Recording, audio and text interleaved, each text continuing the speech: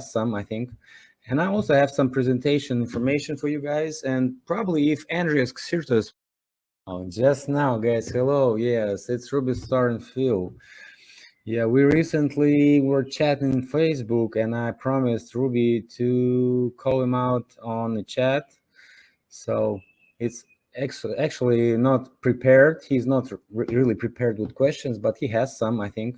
And I also have some presentation information for you guys. And probably if Andreas Xerxes will pop up here, don't be surprised because he's trying to do that for several months already. And so I send him a link. And so how are you? I'm super fantastic.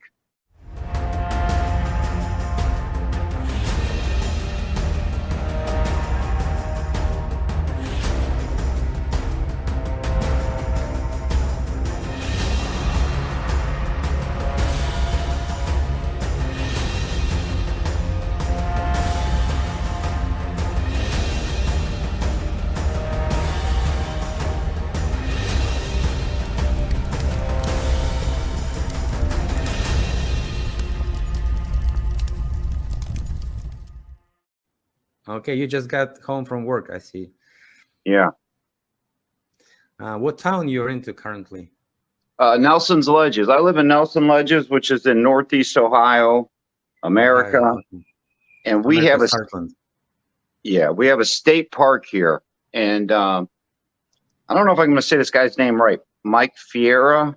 Do you follow him? Ferrara, yeah.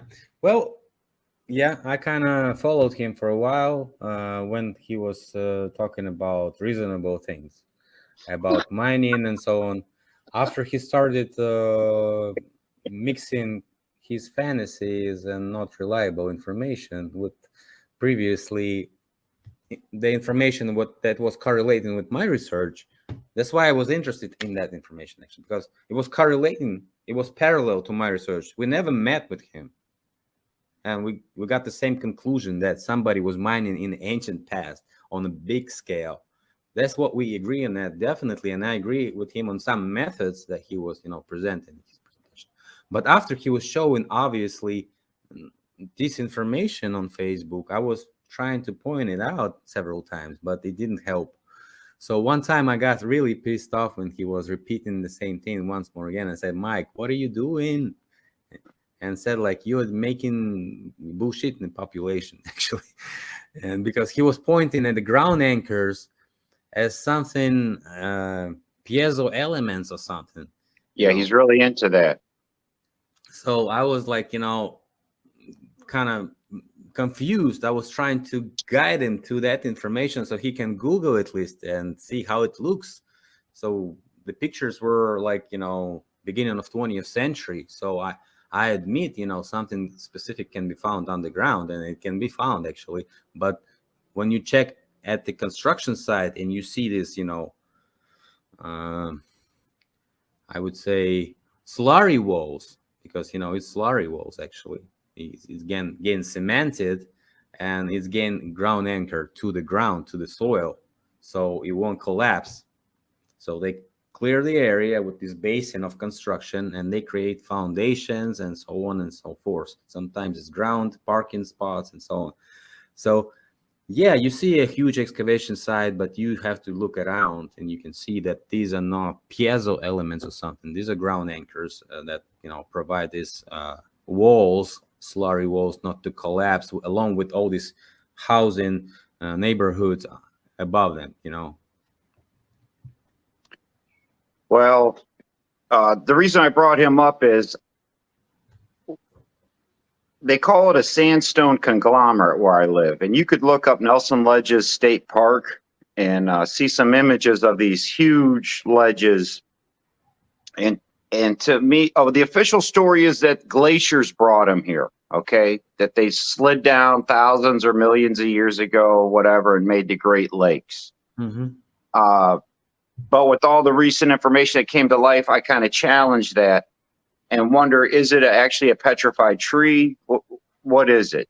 So is it sandstone composure, or what it is? Or it has like gravels inside it? Yeah, the smooth quartz gravel or silicon, whatever it is.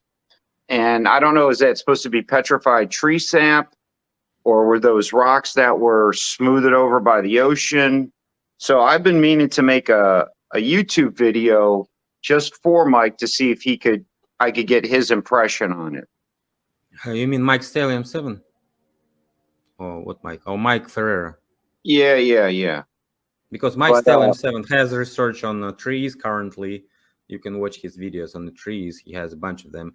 And I think he follows a guy, Handman something number. Right. The guy from Rocky Mountains or something. Yeah, I've been chatting with him. Forgot his name currently. Sorry for that. But he also found a lot of trees, which are currently rocks. So he's currently pointing out that they're completely similar to cedar trees. But cedar tree, yeah, there's something about the cedar. It's in the Bible or something. There's something great about the cedar. But I'm curious about like what these ledges are that are in my backyard. I actually live on a ledge. I think 800 feet above sea level or something. I'm actually on a mountain, not a mountain, but a hill. Is it a tree stump? Is it a piece of a tree, or is it just conglomerate? Like, it's a real mystery to me that. So I don't know, maybe Stellium 7 or Hangman, if they watch us, they could add their 2 cents as to what Nelson Ledges is. It's a state, you can look it up. It's a state park. It's pretty, So it's National Park, Nelson Ledges. Yeah, state park. Ohio. Yeah. State park. Yep. Okay. Yeah. And you think something is wrong with that, right? Well, I don't buy the official story. I mean, I don't buy the official story in anything anymore after everything that's come to light. I'm really into the petrified tree stumps belief, and watching the Stellium 7 video. He just put out a video on gold. I've been watching that one. And so I'm real curious about, because they say the gold is next to the quartz, I believe they say. Like those two go together. And he was even showing an article about how somebody had a belief that the gold is actually petrified fish fat. So I don't know. I'm just real curious. Hey, man, if there's gold in my backyard, I want to find it. Well, you have some fish fat, you probably find it.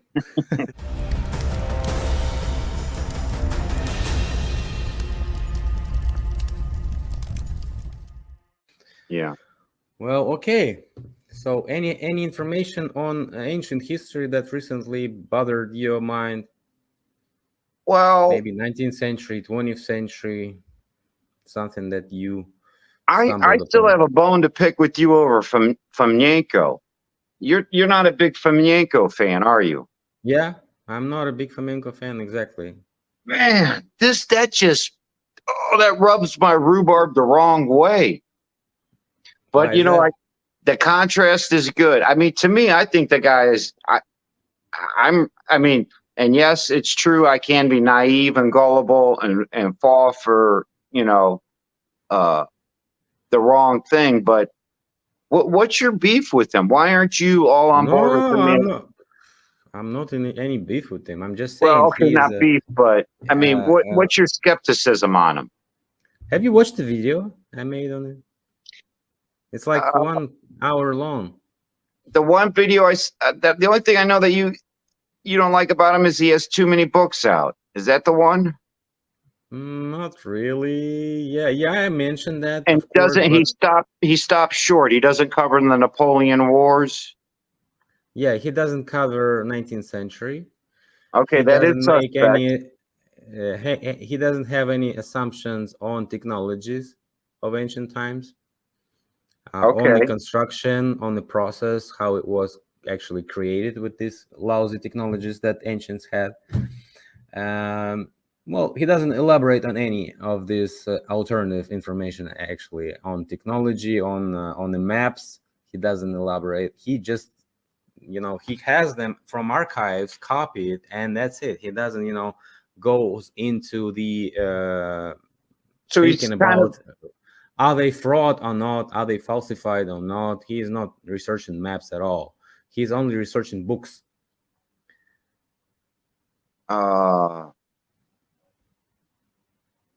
So you kind of feel like he's a gatekeeper. He's limiting the information. No, I think he just makes money on it, and he was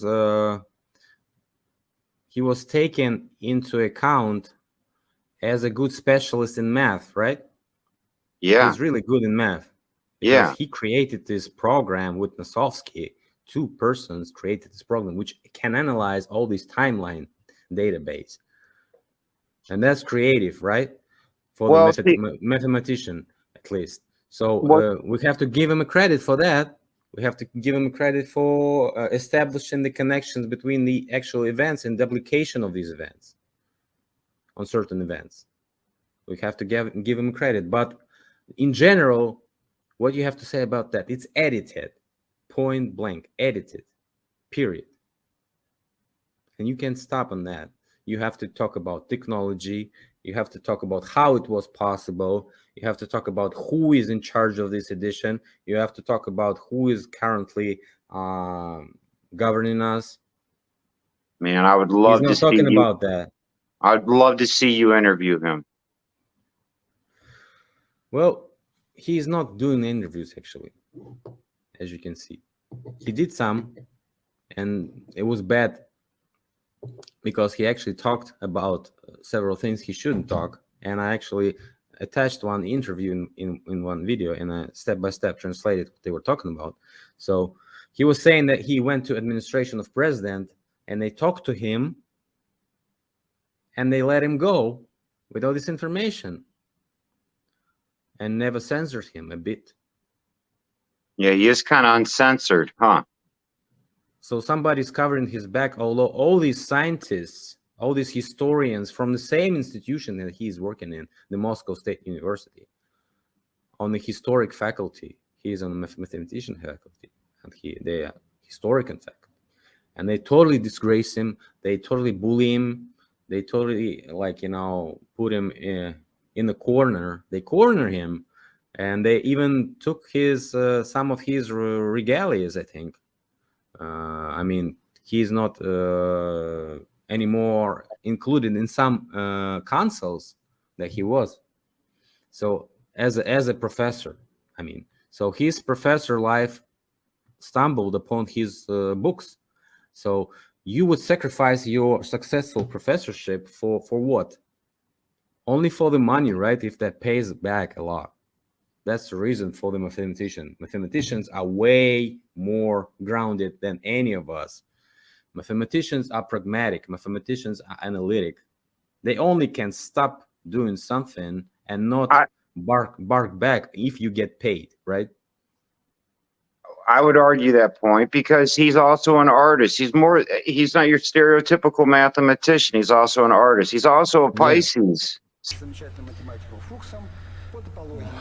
Co-author Fuchs,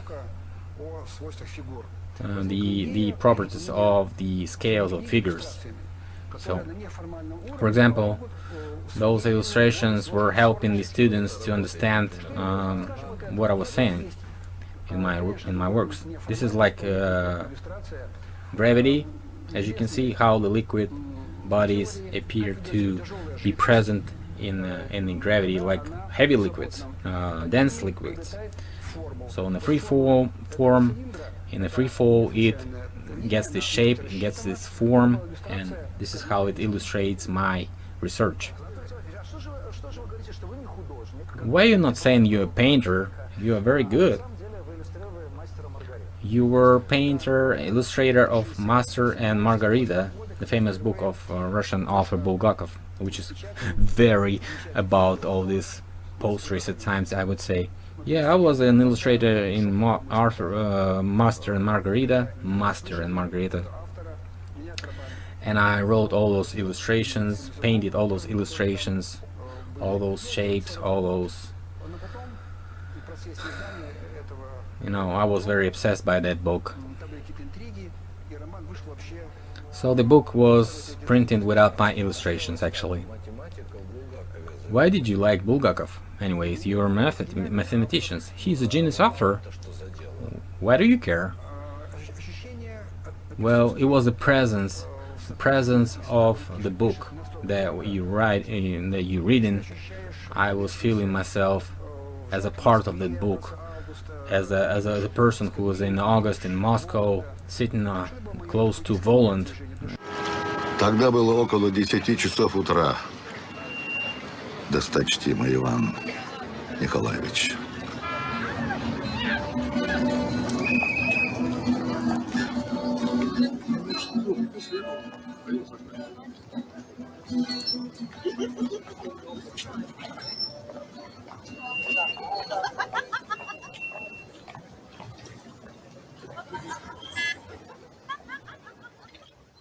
Ваш рассказ чрезвычайно интересен, профессор, хотя он и совершенно не соответствует евангельским рассказам. Помилуйте.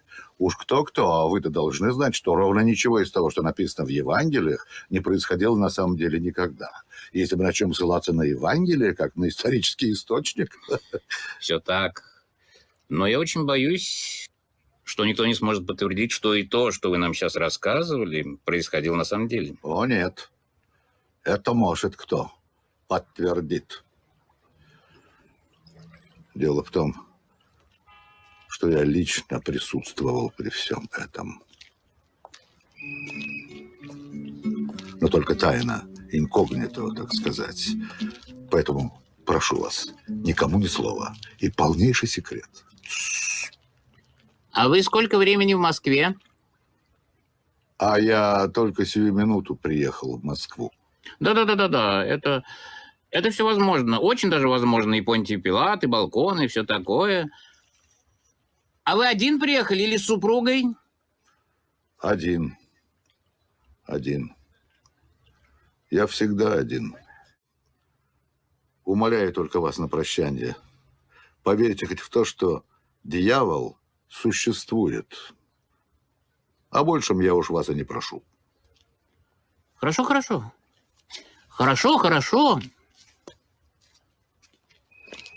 Михаил Александрович, не прикажете ли я велю сейчас дать телеграмму вашему дяде в Киев?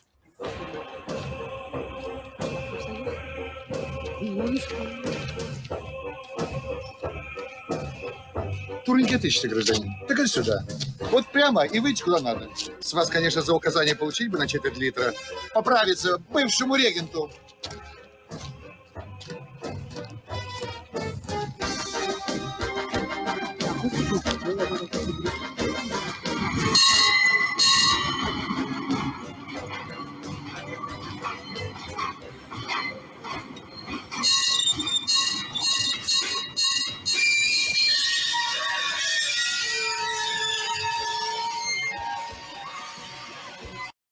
So I mean, have you seen his art?